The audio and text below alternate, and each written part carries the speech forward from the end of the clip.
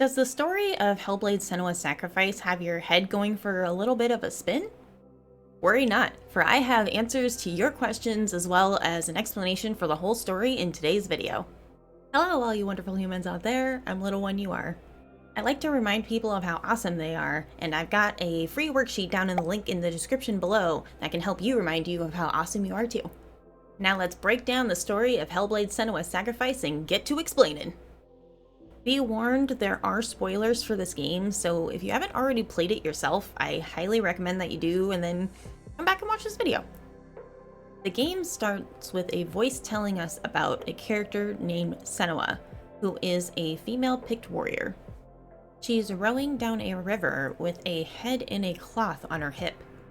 She's making her way to a place called Helheim, the Norse realm of the dead, in order to rescue the soul of her dead lover 𝗦𝗢𝗢𝗓, whose head is the one that's in the cloth that's attached to her hip. 𝗦𝗢𝗢𝗓 was a son of a chieftain of Celts, who was sacrificed to the gods when Senua's home of Orkney was invaded by the Northmen, or the Vikings.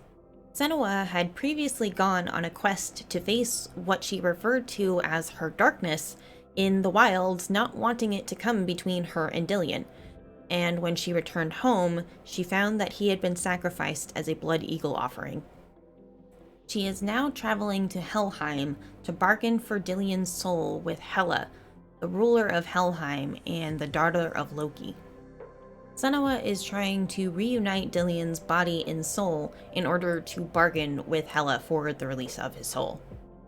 Since Senua is alive, she isn't able to take the normal route that others do when they go to Helheim, and so she has to take a very specific path. Senua battles with psychosis, which her father 𝗔𝗕𝗢𝗚𝗏 had referred to as her darkness. She hears constant voices in her head known as furies, sees horrific hallucinations, and deals with the dark memories of her past. Once Senua reaches the shore, she interacts with a Lorestone, then ends up hearing a familiar voice, that of her friend called 𝗧𝗕𝗢𝗢𝗓. By interacting with Lorestones throughout the game, she recalls memories of 𝗧𝗕𝗢𝗢𝗓 when he shared stories about how his village was invaded by the Northmen, told stories of Norse legends, and talked about all of the horrors that he endured.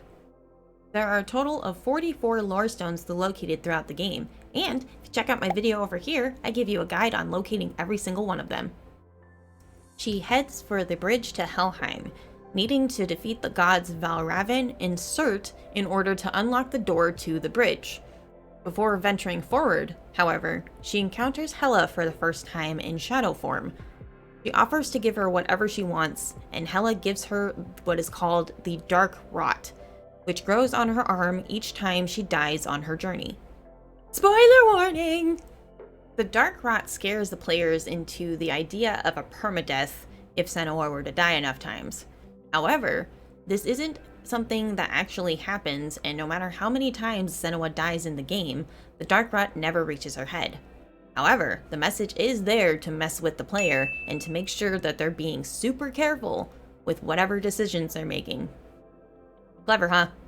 Before venturing forward, she faces her first round of the Northmen, who represent the men who invaded her home of Orkney.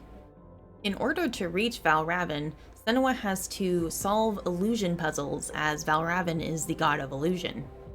When she does finally reach 𝗦𝗏𝗏𝗏, she has a vision of a memory of her past back from when she was in the wilds. With the help of 𝗧𝗕𝗢𝗓, she gathers the courage that she didn't have before and faces him head-on, defeating him along with a couple of waves of Northmen. Senua then goes to face off against 𝗬𝗏, needing to solve puzzles involving fire along the way.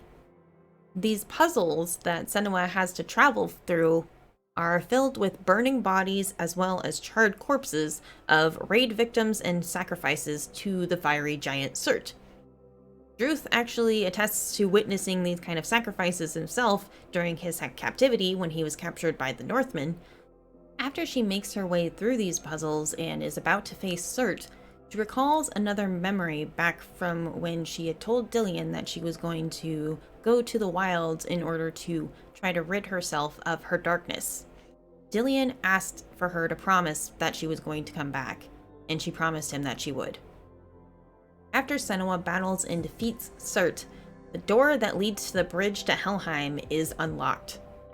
Once she manages to get through the building and cross the bridge, she reaches the entrance to Helheim.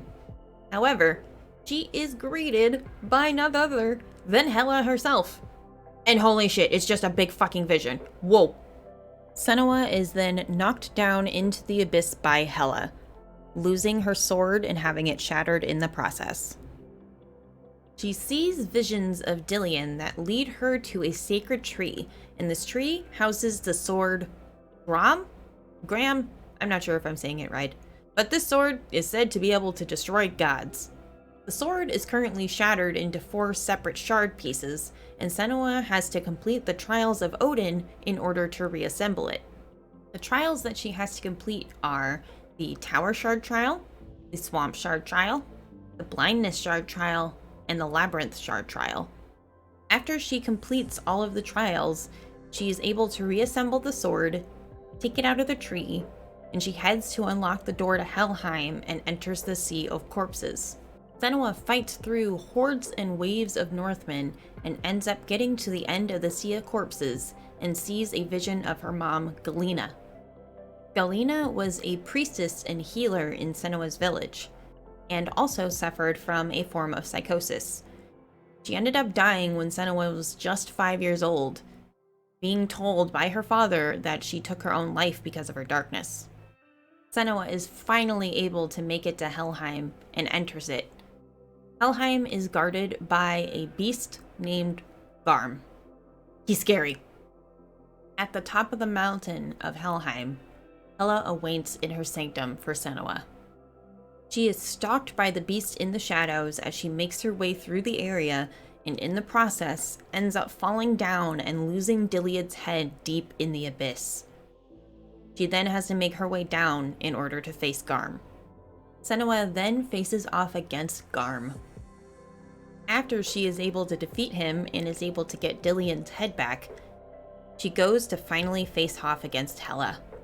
She faces a few more obstacles, including fighting off against more Northmen as well as an illusion puzzle, and she finally makes it to the entrance of Hella's sanctum. It's on! I'm gonna get Dillion's soul back! Yeah! Before she passes through the gate, she remembers a repressed memory of how her mother actually died. Her mother was killed by her father Zinbel, who burned her at the stake in order to appease the gods, as he said.